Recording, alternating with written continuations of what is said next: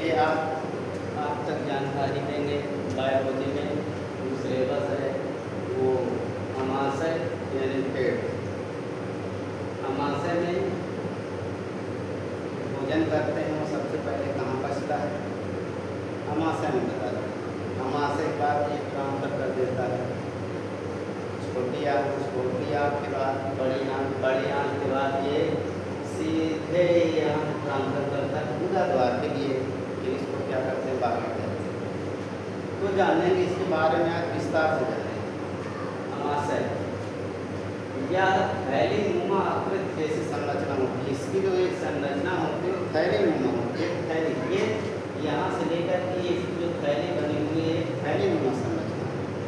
जो भोजन ये ग्रास नली से आता है। ये ग्रास नली होती है ना, देखिए ये ग्रास नली मतलब एक सीधा सा पाइप लगा होता है, उसको हम ग्रास नली बोलते हैं। यहाँ पर एक कैप लगा होता है जिससे हम भोजन को तो ले जाते हैं, लेकिन भोजन करने के बाद उल्टा खड़े हो जाए तो निकलता नहीं। इसलिए नहीं निकलता क्योंकि वो जो कैप होता है बंद हो जाता है। अगर हम खूब तेज़ी के साथ प्रेशर करते हैं तभी ये भोजन क्या होता है? बाहर की तरफ निकलता है।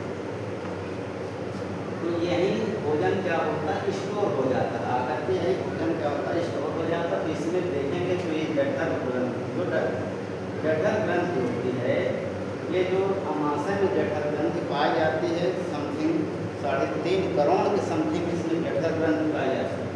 इसे इसके ऊपर वाला जो पार्ट होता है उसको हम फंड्स कहते हैं। अंदर वाले भाग को हम क्या कहते हैं? म्यूकस। जो म्यूकस होता है ये चिपचिपा पदार्थ होता है। तो म्यूकस होता है ये एक चिपचिपा पदार्थ होता है। अब इसी के माध्यम से देखेंगे कि इसके पॉइंट है। पहला पॉइंट ये है कि ये थैलीनुमा आकृति जैसी संरचना होती है जो भोजन को संग्रहित और पचाने का कार्य करती है। जो भोजन को संग्रहित और पचाने का ये कार्य करती है। आहार में सबसे चौड़ा भाग होता है। ये आहार नाल का जो भाग होता है वो सबसे चौड़ा भाग यही होता है। क्या? अमाशय। दूसरा पॉइंट ये है कि भोजन को लगभग ये अमाशय में जो भोजन रुकता है वो समथिंग 4 घंटे रोकता है। भोजन जो अमाशय में रुकता है वो 4 घंटे रुकता है। इसकी जो आंतरिक 4 घंटे रुकने के बाद और इसमें जो अंदर वाली भोजन जब रुकता है जो म्यूकस बनाते हैं, इसके अंदर वाले पार्ट्स को हम म्यूकस को ही म्यूकोसा की बनी होती है, इसको हम कहते हैं म्यूकोसा भी कहते हैं। अब ये है कि इसमें 3 पार्ट्स बताते हैं कि अमाशय में 3 भागों में बांटा गया है। अमाशय को 3 भागों में बांटा। अग्रभाग यानी आगे का जो भाग होता है ये यहाँ से जो भोजन आता है ये आगे ये यहाँ करके अमाशय हो जाता है। तो ये इसका पहला जो भाग होता है तो ये कंडीशन ये ग्रास नली आपने बताया। ग्रास नली का जो पहला भाग होता है कार्डियक, जैसे यहाँ कार्डियक ये क्या करता है? हाइड्रोक्लोरिक अम्ल निकालता है। ये कार्डियक जो होता है इसमें HCl होता है। क्या होता है? HCl ये क्या करता है? भोजन को पचाने में मदद मिलती है। भोजन को पचाने में ये क्या करता है? मदद करता है। ये भोजन को पचाने में मदद करता है। तो जो टाइलिन के प्रभाव जैसे लार में टाइलिन नामक एंजाइम होता है। जो भोजन जाता है मुँह के माध्यम से जाता है। जो भोजन जाता है वो मुँह के माध्यम से जाता है।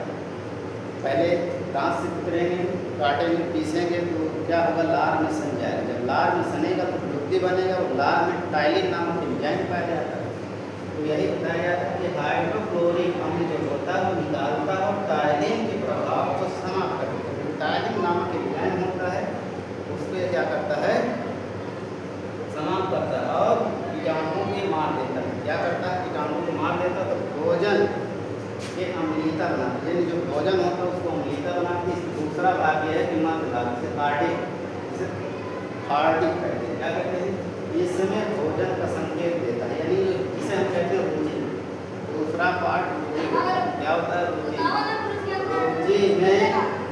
रुचि में जो होता है वो जैसे भोजन का संकेत होता है। क्या होता है? भोजन का संकेत। भोजन संकेत करने के लिए ये रुचि कांटे नुमा इसकी संरचना होती है। कांटे नुमा क्या होती है? इसके संरचना होती है। कांटे नुमा संरचना मतलब जैसे भोजन हम करते हैं, भूख लगने संकेत, ये कांटे खड़े हो जाते हैं जिससे भोजन का हमें क्या करते हैं?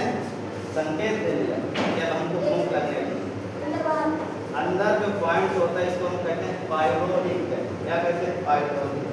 यानी इसका तीसरा भाग है फर्स्ट भाग, यानी पाइरोलिक। इसमें जठर ग्रंथियाँ पाई जाती हैं, जिसमें जठर रस होता है।